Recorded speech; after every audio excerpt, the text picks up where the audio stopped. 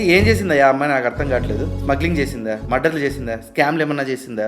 ఆ కపుల్ చేసింది అద్భుతం, అమోఘం అని నేనైతే చెప్పను. వాళ్ళు ఒక వీడియో తీసుకున్నారు, వాళ్ళ దరిద్రానికి అది బయటకు వచ్చింది. ఎవడో బేకార్ గాడు దాన్ని తీసుకొచ్చి ఇంటర్నెట్ లో పెట్టాడు, కొంతమంది చూశారు. బట్ ఇక్కడ మెయిన్ దరిద్రం ఏంటంటే జనాలు డైరెక్ట్ గా సోషల్ మీడియాలోకి వచ్చి వాళ్ళ మొహాలు చూపించుకుంటూ నా దగ్గర లింక్ ఉంది, మీకు కావాలంటే పెడతాను, లైక్ చేయండి, కామెంట్ చేయండి అంటున్నారు. దానికి సిగ్గు లేకుండా చాలా మంది కింద కామెంట్లలో మాకు లింక్ కావాలని అడుగుకుంటున్నారు. It is a crime. Link ఉంది ఇస్తా అనడము క్రైమే, మాకు కావాలి అని అడగడము క్రైమే. Creation, sharing, sale, distribution or public exhibition of these kind of videos is a crime in India. ఇక మీ దరిద్రం గట్టిగా ఉండి పొరపాటున అమ్మాయి మైనర్ అయ్యిందే అనుకో, మీకు సావేరా, మీకు సావే. ఇంకొంతమంది అయితే ఆ అమ్మాయి చనిపోయింది అని కూడా వీడియోలు క్రియేట్ చేస్తున్నారు. అరే ఇట్లాంటి ఫేక్ న్యూస్ క్రియేట్ చేస్తే ఏమొస్తుందిరా మీకు? మనీళ్ళల్లో కూడా ఆడోళ్ళు ఉన్నారు కదా, వాళ్ళకి ఇలా జరిగితే మీకు ఓకేనా?